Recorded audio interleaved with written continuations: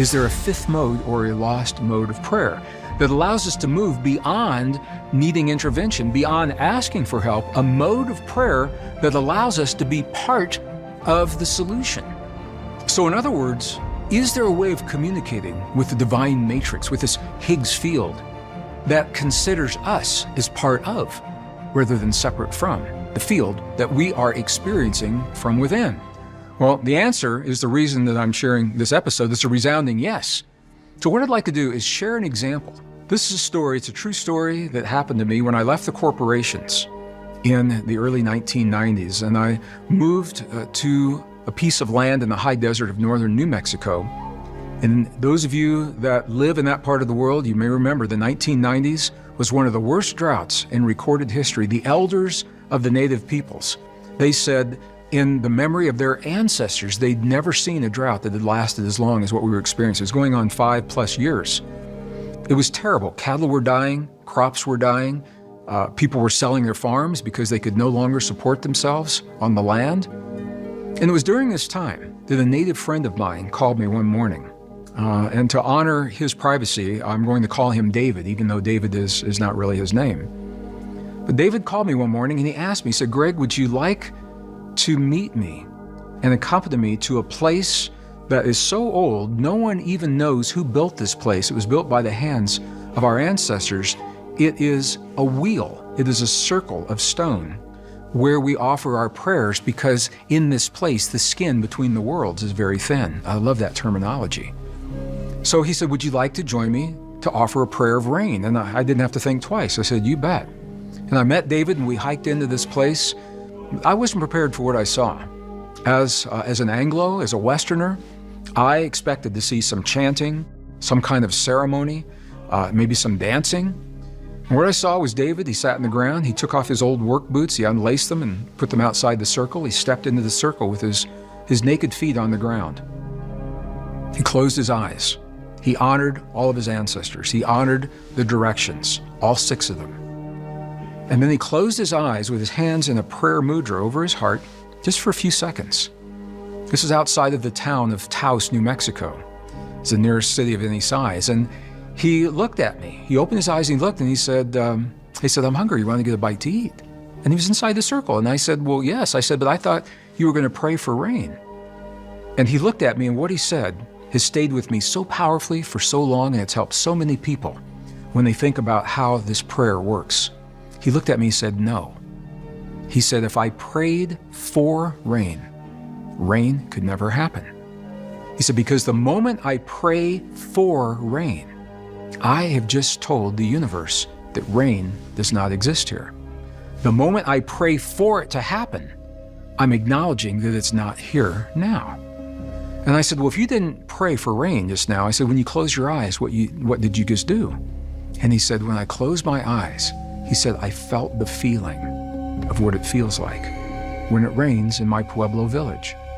He said, "I felt the feeling of what it feels like to stand with my naked feet in the mud, and the mud is there because there's been so much rain." He said, "I smelled the smells of what the rain smells like when it rolls off the earthen walls from our Pueblo, and I felt what it would feel like to walk through the corn that's this high against my naked chest, and it's this high because there's been so much rain to grow the corn, and then I give thanks of gratitude and appreciation for the rain that has already happened." All right, can you see now, through everything that we have explored, everything we've discovered in this series, can you see what David has just done? He's brought together so many of the concepts. He's acknowledging that there's a field out there, number one, that he's communicating with that field.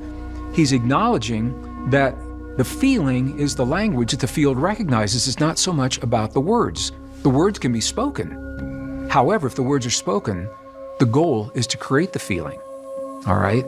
And he's acknowledging that he has the potential as a man, a human, in the presence of this field, to reach inside of the field into the realm of all things that are possible and isolate the possibility of his choice and collapse that potential into something real in our world. And he's doing it through a very sophisticated internal technology that we call the lost mode of prayer. It is a feeling-based prayer. The key, feeling as if the prayer is already answered.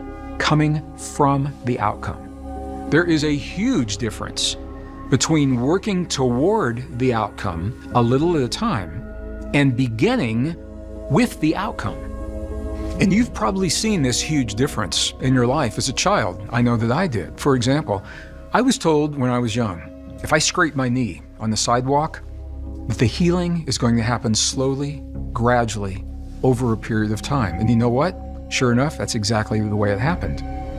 I would look and expect, my mom told me, she said, every day it's going to get a little bit better, a little bit better, a little bit better. And I'd look, and she was right. It was getting a little better, a little better, and a little better. Is it possible that when we look at our bodies with that kind of expectation, that the healing actually reflects, it mirrors our expectation? And if that is true, what would happen if we begin with the outcome? I want to tell you, I've done this in my life, and it has worked. And that's why I can sit here and look at you right now, and I can tell you, I know that this modality of prayer works. And when we talk about prayer, we're talking about this as a code interacting with creation. This has nothing to do with any religion whatsoever. And I want to be really clear about that.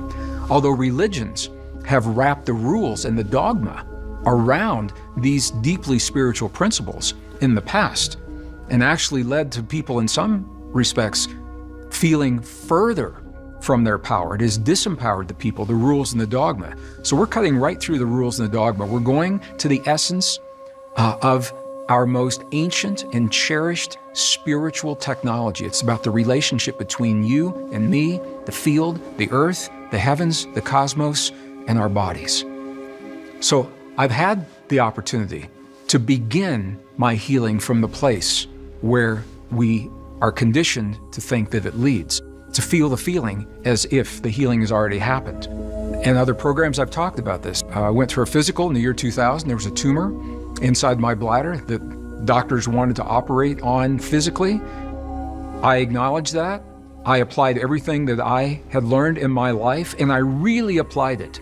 I didn't just kind of apply it. I lived the deepest truth, the existence of everything that I'm saying to you in this program, and it takes work. It takes work to do that. And I did that work, and when I went back, fully prepared for surgery if it was needed, what the doctors found was there's no need for the surgery. But I've done this with cuts and scrapes as well. Our bodies will respond. We're part of the field. We're emerging from this field, and we communicate with the field in a language that recognizes emotion, feeling, just like David did with the rain. Then the field responds. So let me tell you what happened with the rain. David and I went into Taos, New Mexico. We had lunch about an hour south of where this prayer was offered. By the time I got back onto my land, something began to happen that we hadn't seen in a long time. Big black clouds came in over the Sangre de Cristo Mountains. It started to rain, and it rained. And it rained and rained and rained. It rained all that night. It rained the next morning. It rained the next afternoon. It rained and rained. It rained so much the ground was so dry it couldn't absorb the rain, and everything began to flood. Fields were flooded. Cattle were stranded. Roads were washed out. And I called my friend on the phone. I'm just going to share this with you. I called my friend on the phone and I said, David, man, this is a mess. I said, what is happening? And he was quiet just for a moment.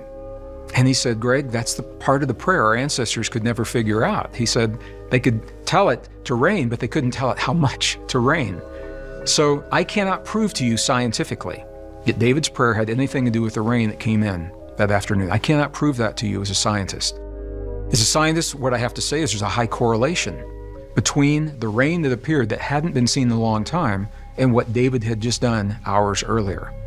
And the weatherman would agree. I watched the weatherman that evening, and on the weather maps, what they showed was a low pressure front that came across Utah, Wyoming, and it came into Colorado and then down into northern New Mexico, and it made a little loop and went right back up. And that low pressure system is what brought the rain to that place.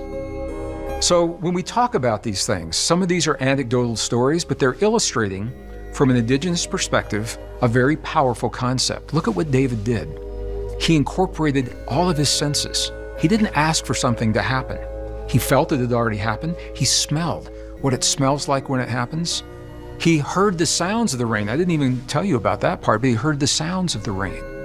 And he felt as if that rain is already there. I'm going to invite you to think about this as we go into this modality of prayer that I'm going to share with you. So the principles that I'm sharing in this mode are very simple. They're also very ancient. And everything I'm saying to you, we see the instructions for this kind of prayer, for this code that allows us to speak directly to the matrix, we see these principles recorded in some of our most ancient, cherished spiritual traditions. And I'm talking about lost biblical books that I described earlier in this program. These are the books that were discovered in the mid-20th century as the Nag Hammadi Library in Egypt. Remember, the Dead Sea Scrolls are the oldest records of the Old Testament. The Nag Hammadi Library are the oldest records of the New Testament, both of them found in the mid-20th century, the 1940s. And in that Nag Hammadi Library, the 43-plus books that were completely removed from the biblical canon in the 4th century by the Emperor Constantine were intact in the Nag Hammadi Library, including the Gospel of Thomas that we've spoken about earlier. Thomas the scribe, that followed the Master, Jesus, the teacher, not a religious man from this perspective, but he followed the teacher, and he recorded the words, the exact words of the teacher. And this is important because there is a place in the Gospel of Thomas where his students asked the teacher how to communicate with the field.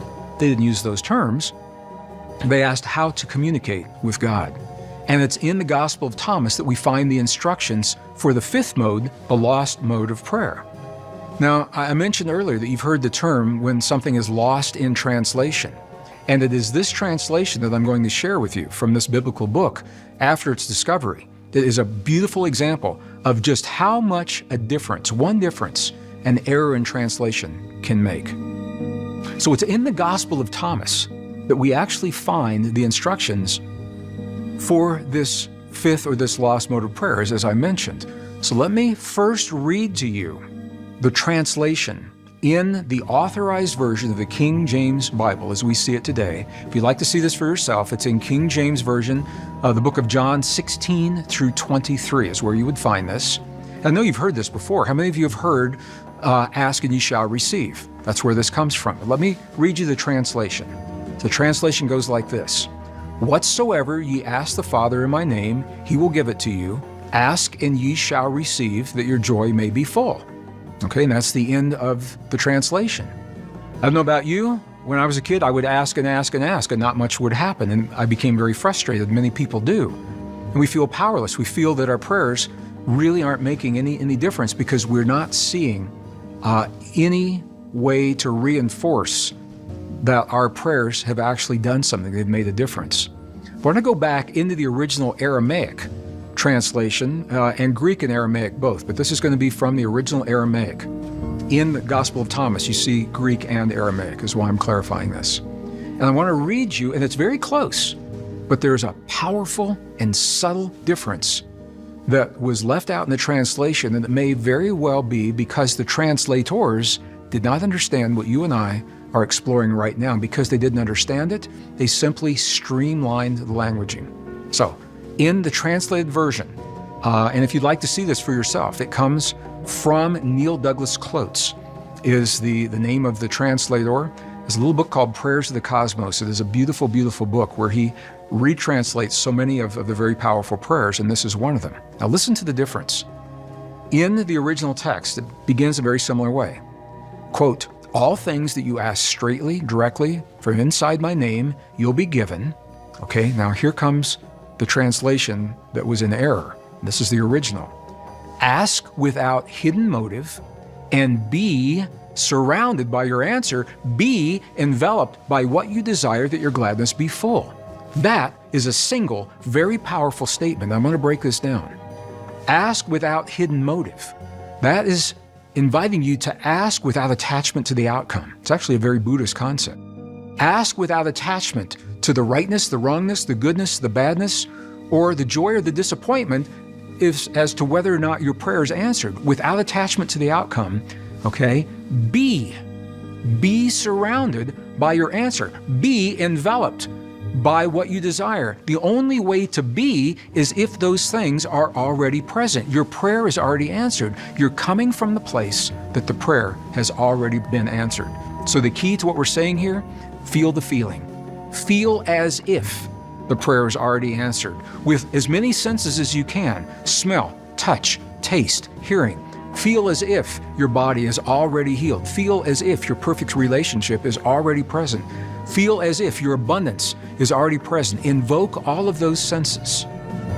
The bottom line of everything I'm saying to you is through the fifth mode of prayer, our feeling-based prayer, we are given the ability to communicate directly with the possibilities that exist in the universal field, in this divine matrix, and to do so in a language that the matrix recognizes.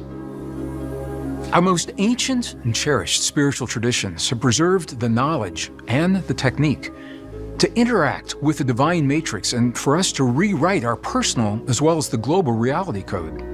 Well, in the next episode, we'll discover why our relationship with this matrix literally holds the key to the crises that are destroying our families and our communities, polarizing our societies and our nations today.